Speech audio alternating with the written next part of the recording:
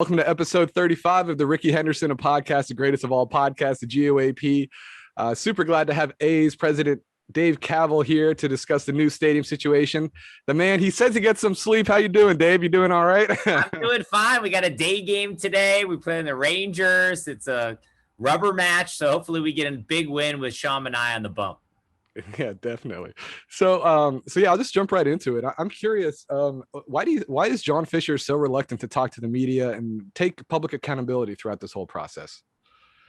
Well, I think John and I have worked together for over 10 years. We have a great working relationship. We worked together on a very successful development down in San Jose for the earthquakes, the PayPal Park, and the associated Coleman High Line around it.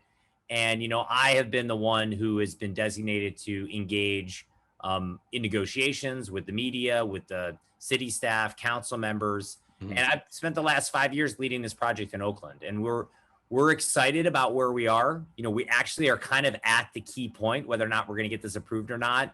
It's a little scary because it may not happen. But by the same token, this is what it's going to need to take to put us over the top, to get the approvals, to put us in a position where we can get a shovel in the ground and we can make sure that we can actually have a team with the new ballpark, great fan experience, and the ability to invest in our players and keep them here and not lose them like we have for quite some time. Yeah, definitely. I hear all that, but don't you think, as Fisher, I mean, he's a majority owner, he's the managing partner of the team. Don't you think, and you've used words as like visionary, transformational for the entire region. Don't you think A's fans deserve to hear from the man who's actually calling the shots?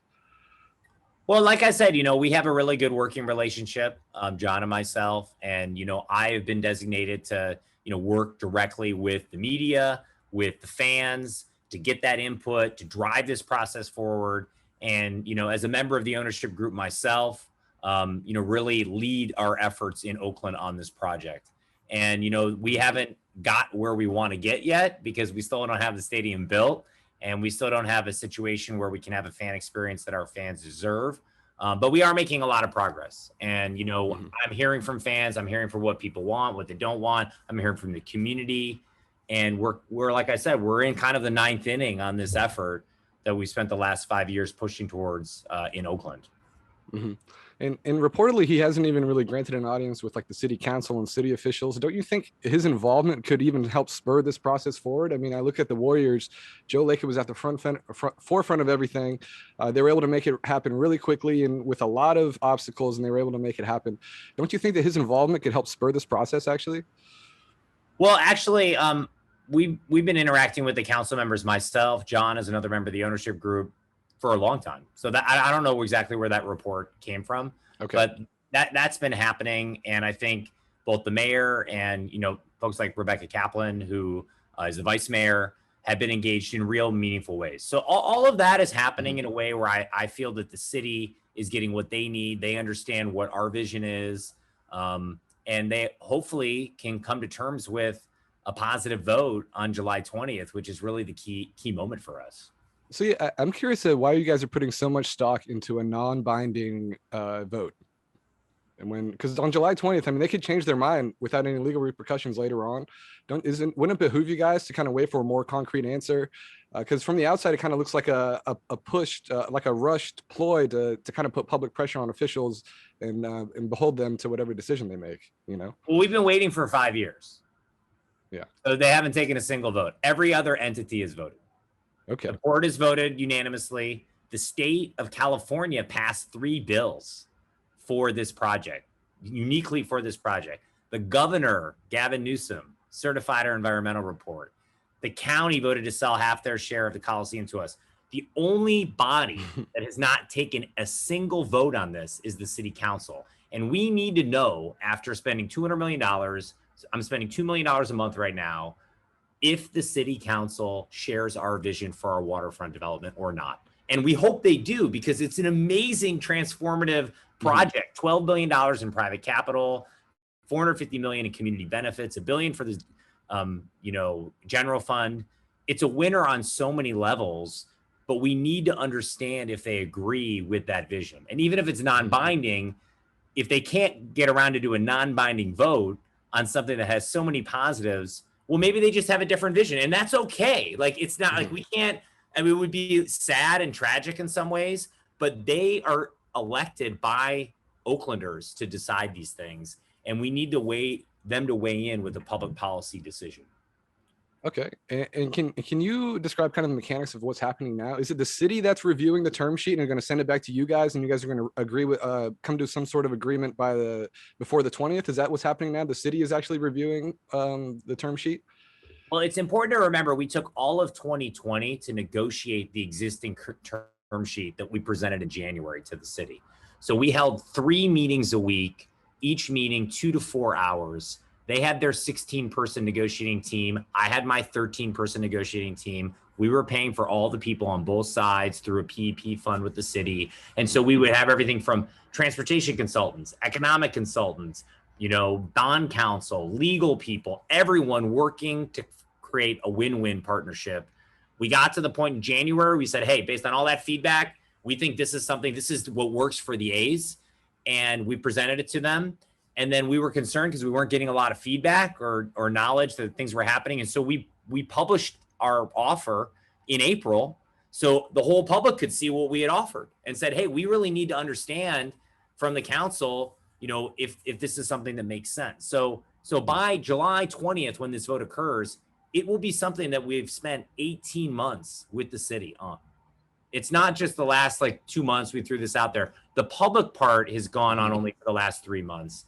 But this is something that is very baked. And so there can be changes on the edge. It's not going to be exactly what we proposed. But the general framework is one that has worked in other cities, that is fiscally responsible, that provides a lot of community benefits, and that really has the private capital shouldering almost all of the burden of the project. Okay. Yeah. And a lot of the speculation is that the Jack London Square IFD will be nixed. And is that what you're expecting? I mean, on Exhibit F of page 29, reportedly, that's the change that's coming. And if you look at Exhibit F, it mentions the IFD there.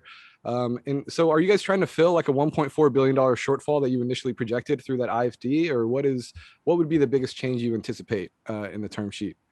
It's hard to say. I have heard that too, that they wanted to kill that. I think remains a really integral part of the financial framework, because it allows not only the lift that our project will bring in tax revenue to the city to be directed towards these offsite improvements in Jack London Square, but it provides 20% of that to community benefits. Because I think it's very important that the community feels that there are sources of revenue that it will control that can be used for things like workforce development, environmental justice, and sustainability, affordable housing, and that they would have control through the steering committee that we've spent the last year and a half establishing. And so I think that we still think that's a really important part of the project, and we're hopeful it stays. Okay. And also something I want to talk about too is the community financing districts, like these special taxes that will be. So basically you guys, or not you guys, but a special tax will be imposed on businesses like hotels, market rate housing that are on Howard Terminal. Is that correct? And that will actually be the source of the funds to help pay people back. I'm curious how the CFD works in concert with the IFD. Well, it really is just a pass through. So the people who would pay the CFD, it would actually just be the dollars they normally would be assessed at the IFD. So there's really, they don't get paid. They don't pay twice. Okay. So there's not an extra, it's not going to be prohibitive for businesses to get there. It's only done that way for the bond council likes doing it that way because it's easier to issue the bonds. So for those people, let's say have a hotel or commercial development or small business, you're not going to pay any different taxes than you would normally pay in any case. It's just normally those taxes just go directly to the general fund of the city, and then you don't really have any say, the community, and where they go. This allows you to direct some of this tax increment, the lift in the tax revenue, to projects that specifically benefit the area you're in. So a lot of times people really like that because they know their tax revenue is used for their actual development or area around them. Okay. And yeah, and on the June 15th meeting with the county, they said they would like to at least wait till September to get a full look at everything. Are the A's willing to wait that long if that's what it takes to get this deal done? Well, the county doesn't need to be involved to get the project done. That's just one way the city is contemplating solving it. So that could work. That may not work. It's hard to say. I think regardless, we need to see an affirmative vote on the 20th from the city council, just to know that they are even endorsing the notion of this project. And if it requires the county acting later, that could be prescribed in their resolution. But, we want to get as much certainty as we can as soon as possible. Okay. And I'm curious, is Fisher's company Sansome Partners going to be heavily involved with the fundraising for this project? How involved is Sansome Partners with this? Well, it's really the A's actually as an entity, in the same way we did it with the earthquakes in San Jose, that will be the horizontal developer of the project, which will handle all the infrastructure investment, which will take that on. And then, some of the vertical development, let's say there's a hotel, or let's say, there's a 500,000 square feet commercial office building like we built in San Jose. You might get another developer come in and say, hey, we'll do this with you, or we'll pay you for the land and we'll do the whole thing. It'll be a mix of that. It won't just be one entity, but right now there's always one horizontal or master developer who kind of takes the lead, negotiates the entitlements with the city, and then you bring on other partners. And a lot of them could be local based, people in Oakland who've had experience doing it. We've talked to a lot of these folks. I think they will be part of the plan eventually, but right now we're focused on just getting the key entitlements and seeing if it can get approved. Okay, and I'm curious, where does Sandy Dean fit into all this? I know he's been kind of Fisher's close with Fisher throughout the years. Where does Sandy Dean fit into this whole negotiation? Well, like I said, I'm the one who's the lead negotiator on all aspects related to this project. And so as the president of the A's and also as the CEO of our real estate group, that is my role. And so I am the key person who interfaces not only with the city side, but also with the private capital and the Fisher family. And I've done that, for over 10 years. So that's the role I have. And it's one that has been effective in the past. We have projects that have been super successful and built out, and we're hopeful we have the same success here in Oakland. Okay, yeah, because I saw he was, possibly part of these traveling parties, and I know he's heavily involved with the Mendocino Redwood Company, which has kind of been embroiled in controversy in Northern California for the past, couple of decades, with environmental concerns with herbicides, leaving dead trees as potential tinder for wildfire. So I'm kind of curious, how can the public be assured that Fisher and Dean will have the Oakland's best interests in mind, when rather than Sansome's bottom line, if that's what it comes down to? Well, I think it's important to remember that we've been here over 50 years, the A's. And we are a community asset. We care about this community. We are proposing a project that will provide community benefits at a level never seen in any city in the state of California. Remember, our community benefits package is twice the size of Google's in San Jose. And that was a project that was unanimously approved by the city council down there. So we are offering a lot. It's never enough. We know that. There are lots of things that need to be done, but people need to remember it's this or nothing. Okay. So there are other people involved who are trying to kill this project, the polluters down at the port, all this type of stuff. They have no positive vision to help the community, affordable housing, workforce development, nothing. So we have a plan. It's not perfect, but we think it's one that's been crafted with a lot of positive feedback from the community, with the city, with other key stakeholders like the port. And we're hopeful that it can get approved and actually implemented, because I think it will lead to better outcomes for the citizens of the city of Oakland. Okay, and I know we've got a couple more minutes here, but are you speaking, have you spoke with any officials from Portland? Have you had a visit? Do you have any visits scheduled to go up there at all? Last I heard, there was conflicting reports about you going to Portland. Well, we have parallel paths going with Oakland and the Howard Terminal site and with Southern Nevada. Those are the only two parallel paths that occur right now. That's it. We have been going to Las Vegas basically every 2 weeks. I'm going back next week on the 8th and the 9th to continue conversations with the key resorts and casinos, the elected officials, and to continue to work on market feasibility. And that's really being driven by the fact that we are running out of time. We have a lease through 2024. We have a stadium that's 10 years past its useful life. And we need to make sure that our Major League Baseball team has a Major League Stadium. And that we're desperately running out of time to figure that out. And the league has been clear, and we agree with them that we need to start working on other options, which we're doing. Okay, yeah, and last one for you. So you said that you guys have spent over $200 million on this, new stadium search over the past 5 years. Has that come at, at the detriment to the team's current marketing budget? I mean, how do you explain not having team commercials since 2018, no bobbleheads this year, completely gutted the marketing staff? I mean, is it not possible to have both at the same time? Try to go for your future without mortgaging your present? Well, we've invested in the team here in Oakland. We've made almost $30 million in improvements just to the Coliseum, which is more than any team has ever made in the history of the facility. Things like Championship Plaza, Shibe Park Tavern, the Treehouse, Stomping Ground, the new premium seating areas, all those things, as well as things that people don't see just to keep the lights on.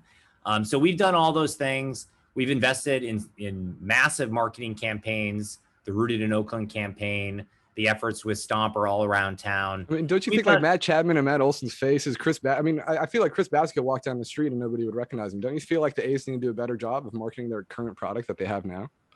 Well, obviously last year we had COVID, so we couldn't have any fans. So there was less of a focus on marketing because we had no tickets to sell. This year, there's a lot of uncertainty over, having fans and when they would come back. And so, now we just reopened, obviously, just 2 days ago fully. And so we wanted to be thoughtful about what messages we were putting out in the community, especially with the health authorities, Dr. Galley at the state level, and really the uncertainty around public gatherings. So a lot of it, I think, was actually more COVID related than anything else. And I think as you continue to see us emerge from that, you're going to continue to see additional marketing and investment in things like fireworks nights, promoting our players, giveaways, whatever it ends up being, to ensure that we can have a great experience now for our fans. Awesome, Dave. Thank you so much. And also, I want to say, I want to keep pushing dollar dogs. I know the Astros, the Indians, and the Pirates got them. So wouldn't it be unprecedented if you want to bring back dollar dogs, Dave? I remember going, as a fan. So I remember, my friend. All right. Well, Dave, thank you so much, man. I really appreciate it, dude. Thank you so much. Take care. All right. Take care, Dave.